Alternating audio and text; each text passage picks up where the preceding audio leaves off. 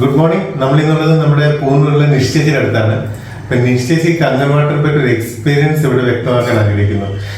നിശ്ചയിച്ച് ഇതിനു മുമ്പ് കങ്ങൻവാട്ടറെ പറ്റി കേട്ടിട്ടുണ്ടോ? ഇല്ല, ഞാൻ ആദ്യമായിട്ടാണ് ഇതിനെപ്പറ്റി അറിയുന്നത്.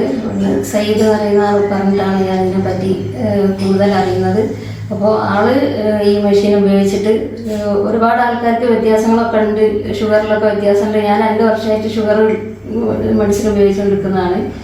അപ്പം അതിൽ വ്യത്യാസം വരുമെന്ന് പറഞ്ഞുകൊണ്ട് 2 ആഴ്ച ഈ വാട്ടർ യൂസ് ചെയ്ത് നോക്കാൻ പറഞ്ഞ് 2 ആഴ്ച മാത്രമേ ഉപയോഗിച്ചുള്ളൂ. 2 ആഴ്ചയായിട്ടാണ് ഉപയോഗിക്കാൻ തുടങ്ങിയിട്ട്. അപ്പൊ എന്ത് വ്യത്യാസം മനസ്സിലായത്? ഞാൻ ഇന്നലെ ഇപ്പോൾ ഷുഗർ ടെസ്റ്റ് ചെയ്തപ്പോൾ നല്ല വ്യത്യാസമുണ്ട്. ഇതുവരെ ഞാൻ 2 വർഷമായിട്ട് ടെസ്റ്റ് ചെയ്തിട്ട് ഇതുവരെ 200ന്റെ താഴോട്ട് പോയിട്ടേ ഇല്ലായിരുന്നു. ഇന്നലെ ഇപ്പോൾ 128 അപ്പൊ അത് നോർമൽ സ്റ്റേജിലേക്ക് എത്തിയല്ലോ.